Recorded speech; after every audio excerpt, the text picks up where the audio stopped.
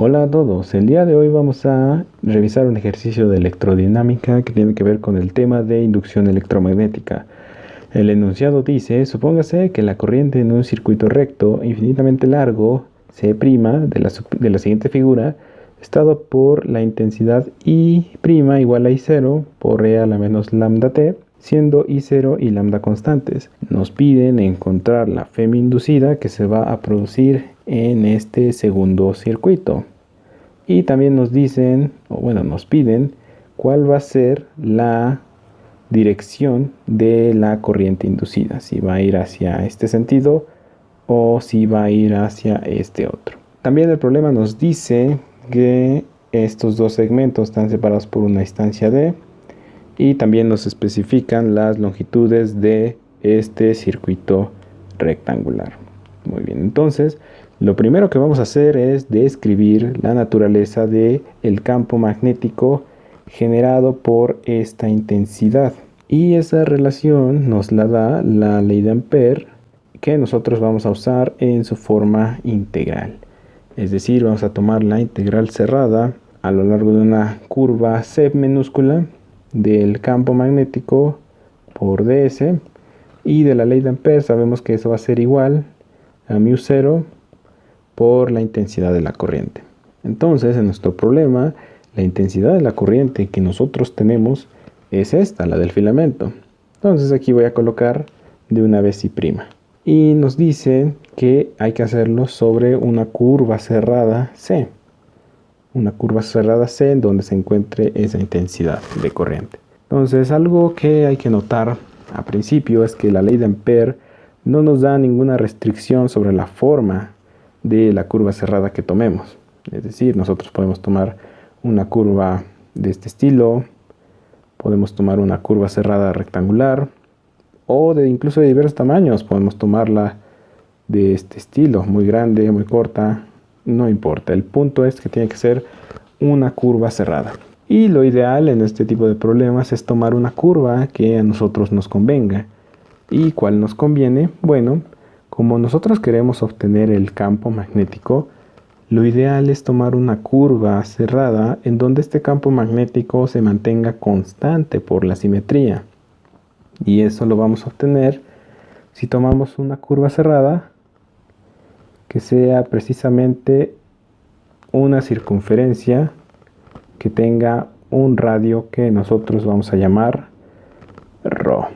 Sí, nótese que si esto es circunferencia perfecta, entonces el campo magnético B va a valer lo mismo en todos sus puntos. Entonces lo siguiente que vamos a hacer es describir el sentido del campo magnético generado por esta intensidad de corriente. Y es que si aplicamos mano derecha en este sentido, obtendríamos el vector de corriente que coincide precisamente con este de aquí. Entonces, haciendo eso, nosotros sabemos que el campo magnético B va a ir en esta dirección. Ok, entonces eso ¿qué es lo que nos dice? Lo que nos dice es que del lado derecho del cable, de esta parte de aquí, el campo magnético va a estar entrando a lo largo de lo que sería, digamos, esta hoja de papel, de este plano. Y por el lado contrario, nos dice también que el campo magnético, si nos fijamos en estas flechas, va a estar saliendo de este plano. Con este análisis, nosotros a bote pronto ya podemos decir cuál va a ser el sentido de la corriente inducida. Recuerden ustedes que por la ley de Faraday, la FEM inducida en este circuito verde va a ser igual al negativo del cambio del flujo magnético con respecto al tiempo. Y bueno, ¿eso qué información nos puede dar? Bueno, nosotros ya dijimos que el campo magnético en esta región, en esta superficie, va a estar entrando, es lo que nos quiere decir estas cruces, va a estar entrando a lo largo de la página. Por lo que si nosotros hacemos producto cruz usando el campo magnético, es decir, si le sacamos el rotacional a esta dirección de la corriente, si la tomáramos de esta forma, obtendríamos la dirección opuesta. ¿Sí? Obtendríamos que el campo magnético ahora comienza a salir de esa superficie y es precisamente lo que queremos. Queremos que la naturaleza vaya en contra del campo magnético que induce esta corriente I'. Entonces, nosotros ya sabemos que la dirección de la corriente inducida va a ser en sentido inverso de las manecillas del reloj. Muy bien, entonces vamos ahora a comenzar a hacer los cálculos sobre precisamente cuál va a ser la magnitud de este campo B. Vamos a comenzar a desarrollar la integral cerrada. Nos va a quedar que la integral cerrada sobre la curva C, que aquí se me olvidó especificar que la curva C es esta circunferencia, C minúscula, por ds, va a ser igual a B por la integral cerrada de S sobre la curva C minúscula. Porque decíamos que a lo largo de esta curva el campo B es una cantidad constante. Entonces, una integral cerrada por este ds, sabemos que va a ser entonces el área de esta circunferencia. Como nosotros ya definimos el radio como ρ, eso nos va a dar a B por el valor del área de ese círculo, que nosotros sabemos que es 2pi por ρ. Entonces, lo siguiente que vamos a hacer es utilizar la ley de Ampère para igualar esto a μ0 por I'. Y ahora, precisamente de estos dos últimos resultados, vamos a despejar el campo magnético B. Entonces B va a ser igual.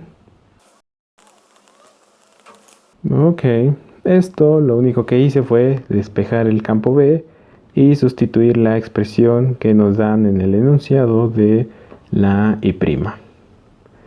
Muy bien, una vez que hemos calculado cuál es el campo magnético para cualquier punto, vamos a utilizar la ley de Faraday que describimos hace un momento para decir que la Fm inducida va a ser igual al negativo de la derivada del flujo magnético respecto al tiempo.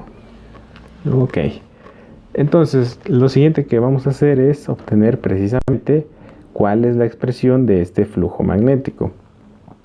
Y nosotros vamos a tomar entonces la definición.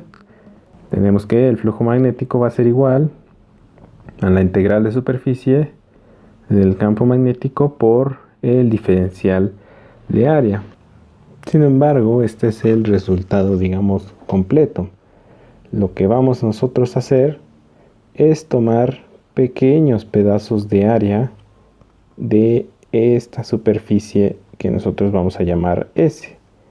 Por ejemplo, esta área que he marcado de azul agua. ¿Sí? Esta va a ser igual a un cachito delta ρ por la altura B. ¿Sí? Es decir, es el área de este pequeño rectángulo. Delta ρ por B. Entonces tendríamos que un pequeño cambio en el flujo magnético sería igual al campo B por un pequeño pedacito de área. Y entonces esa área ya dijimos que la vamos a tomar por pequeños cachos, como la altura B por un delta ρ.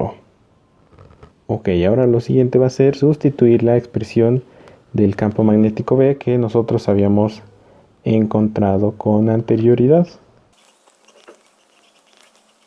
Y ahora lo que vamos a hacer es integrar de ambos lados. pero no va a ser una integral indefinida, sino que nosotros vamos a tomar la integral de superficie a lo largo de la superficie S, es decir, a lo largo del área definida por el segundo circuito. Entonces vamos a darnos cuenta de que esta magnitud de cachito de área va cambiando conforme nosotros tomamos curvas cada vez más grandes. Entonces démonos cuenta que en este punto ρ vale d, pero que en este otro punto ρ vale d más a. Entonces esos van a ser los límites de integración que vamos a tomar en la integral respecto a ρ.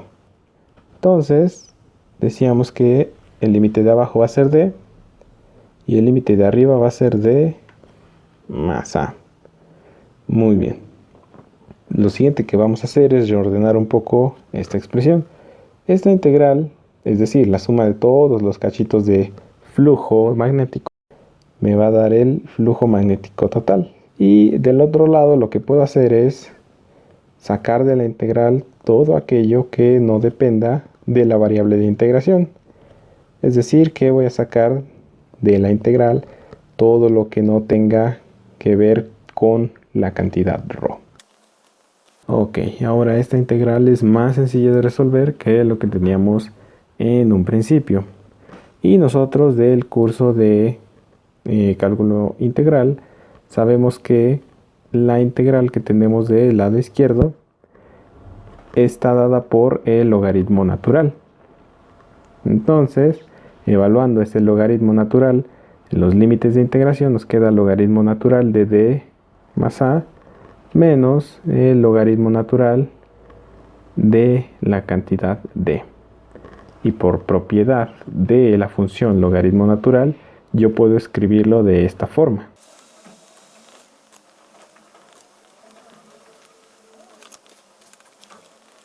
Muy bien, ahora vamos a darnos cuenta que el último paso es simplemente aplicar la ley de Faraday, porque ya tenemos la expresión del flujo magnético.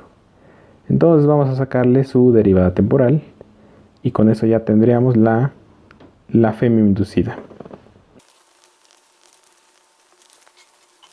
Y nosotros sabemos que la derivada de una función exponencial es la misma exponencial que tenemos por la derivada de su argumento. Entonces nos queda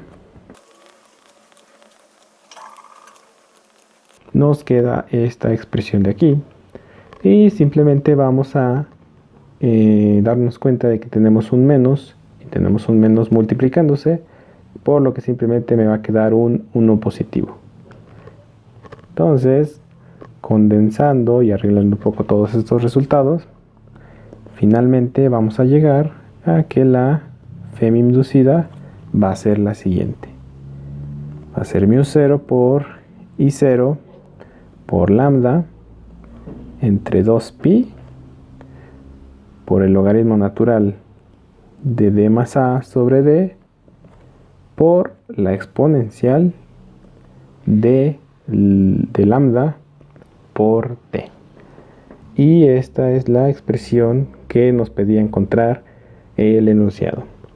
Si les gustó, por favor apóyenos con su like, con su comentario, con todas esas cosas, ¿vale? Eso ha sido todo por el día de hoy. Cuídense. Chao.